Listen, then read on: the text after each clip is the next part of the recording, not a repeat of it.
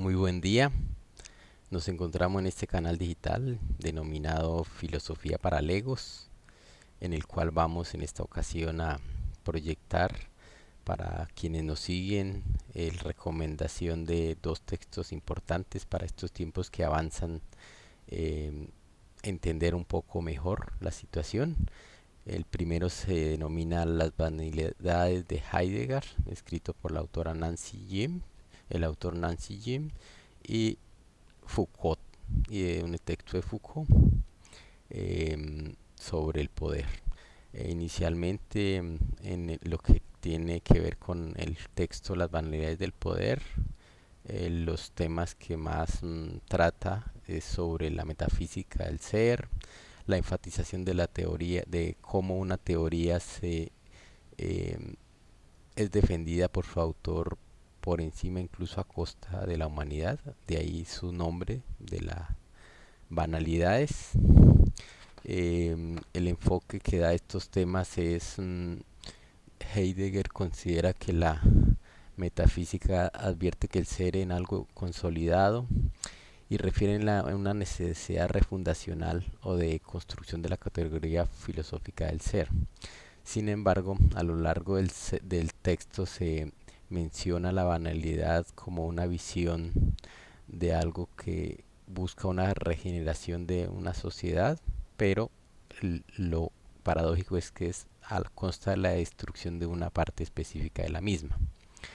En este texto se plantea una necesidad de dar un vuelco a una verdad destinal sobre el ser, para la cual se refiere que se debe de haber una refundación o de construcción eh, de la metafísica, orientando un renacer de esta concepción. Esto se circunscribe prácticamente o de forma específica a lo que consideramos el pensamiento occidental, que es el básicamente propugnado por en esa época, digamos, las potencias europeas y digamos América del Norte también entraría en este planteamiento. En el texto se alude a que eh, en la época de Heidegger, la cultura de esa época se soportaba en la llamada técnica, cálculo y pueblo. Por tanto, refundar esta visión implicaba para este autor una autodestrucción en forma del pueblo. De ahí en ese momento estamos hablando en la época del nazismo, una desafortunada coincidencia de que este autor comulgara con una aniquilación humana soportada en una supuesta destinación. Esto resulta inexplicable en la medida que el filósofo Heidegger despreciaba inicialmente los planteamientos nazis, que cimentaba, como hemos dicho, en un racismo, como hemos dicho, no, sino en el texto se alude a un racismo y a la maquinación técnica. Y resulta consintiendo este holocausto, digamos, soportado en un planteamiento teórico de la necesidad de construir el enfoque de la categoría del ser a partir de un renacer social, un sobrevenir. Es considerado como un resultado de una destinación de un devenir. Él soporta, digamos, al ser cuestionado sobre el porqué de lo del nazismo, él alude de que se debe dar importancia a la figura del cumplimiento de órdenes.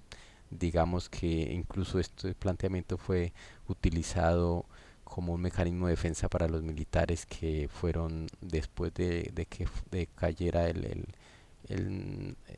nazismo, perdiera, digamos, la confrontación por el poder frente a los estados incluidos, digamos, Estados Unidos y en ese momento Unión Soviética. Al ser juzgados, ellos se mantenían en el cumplimiento de órdenes. Mm, Heidegger comulga con este planteamiento de una suficiencia occidental y el repudio de un cuerpo extraño. En ese momento, digamos, corresponde a los judíos, por lo que eh, un sentimiento alemán en contra de este grupo poblacional que había, digamos, permeado todos los centros de poder y demás en ese estado alemán y generó una animadversión del pueblo que fue capitalizada por Hitler, ¿sí? Y de ahí surgió ese sentido. Em,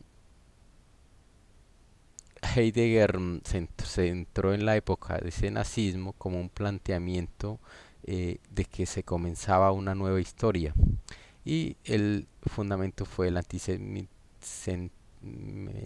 antisemitismo y se le reprocha que considerara, digamos, la máxima aberración de este periodo que fue los campos de exterminio al, al circunscribirlos en una denominada destinación. Para él se concebía que estos eran la finalización destinal de la época, digamos, de la técnica. No se podría comulgar una extraña visión de cambio de los corazones humanos en una destrucción. Él decía que, digamos, para hacer un cambio en la visión de los corazones humanos se debía de surgir una destrucción de todas las instituciones para un nuevo comienzo. De ahí la autora menciona que eran el título de las vanidades del poder de Heidegger. Este texto es de gran relevancia tenerlo presente, además de condenar la ignominia que resultó el antisemitismo, pero permite alumbrar a los momentos que actualmente vivimos en el corazón de nuestra cultura, eh, que es una cultura de progreso, de conquistas a mano del hombre, exponencialmente se debe de pretender evitar teorías como una destinación, eh, ser cautos en que las teorías no deben de empezar ni recomenzar nada, sino construir sobre lo ya trajinado por el conocimiento y la humanidad en general. Eh, el texto es de gran ayuda para entender bastante de cómo una teoría, digamos, teórica, valga la redundancia, eh, de un pensamiento, llevarla a la realidad puede generar un desastre. El texto se soporta en los llamados cuadernos negros de Heidegger, entonces tiene un muy buen soporte y es de gran relevancia para comprender.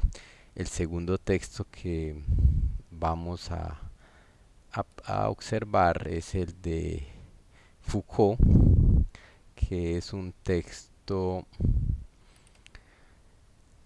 denominado La red del poder. Eh, Busca que mencionarnos que desde una vieja piramidal eh, del poder centrado, digamos, en la ley, él alude al feudalismo y la lucha de, digamos, de la monarquía y el apoyo de la burguesía, se centraba el poder en las leyes. Luego él considera que él plantea la metáfora de las mallas que atraviesan diferentes ámbitos social, político, científico, familiar y en general cualquier relación donde exista una disputa del poder, eh, señalando de que no es un solo centro de poder, sino existe multiplicidad y en algunos lugares es más ralo, en otros más espesos y donde más se concentra es en donde es más espeso. Eh, por tanto, para él el poder no se ejerce, no se posee, sino que se ejerce. Y también sobre la alternancia, quien hoy lo posee, mañana no lo va a poseer. Siempre existen tejedores de poder. Él alude a que van creando nuevas mallas dentro de esa metáfora, como en la ciencia, el Estado, la policía y instituciones que disciplinan y los controles establecidos en general lo que se llama la disciplina. De manera minuciosa o microfísica también alude a ello y para pasar a plantear la teoría de átomo-poder y después el biopoder. Son figuras que alude el texto.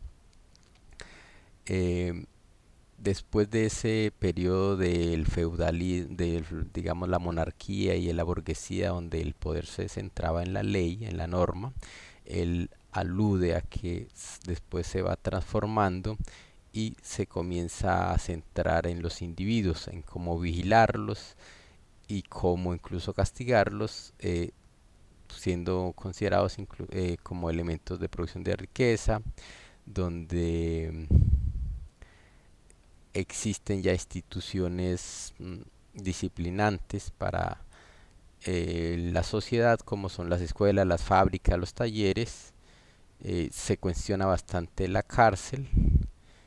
eh, Foucault plantea también trata sobre el fascismo y cómo no llegar a ese, digamos, forma de pensamiento, y él se decanta por construir una sociedad pluralista, eh, cuestionando los discursos sobre, digamos, y los hechos en que se manifiestan. Se deben de reconocer las condiciones históricas, las reglas específicas de una práctica social y las transformaciones a partir de la ciencia, literatura, religión, discursos sobre políticas que confían en abstracción y uniforme de un cambio. Él en las redes del poder eh, también alude a la regla, que existe una regla y una provisión. También se centra en lo que nosotros denominamos Occidente y hace especial énfasis en que la digamos, sociedad occidental, en lo ilegal existe gran eh, expresión del poder.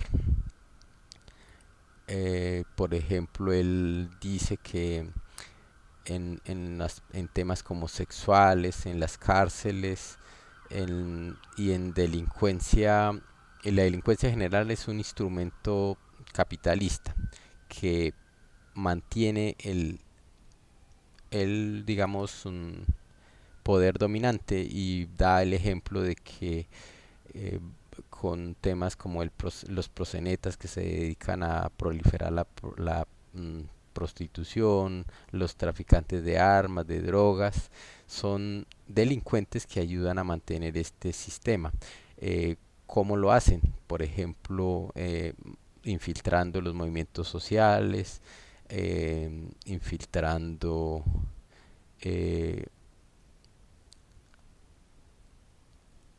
sindicatos, prestándose para, digamos, proteger a quienes manejan el poder y demás. En general, esta visión de las redes de poder de Foucault nos abren un panorama, digamos, él también en este texto tiene en cuenta los planteamientos de Marx sobre la dominación y, digamos, el uso del poder.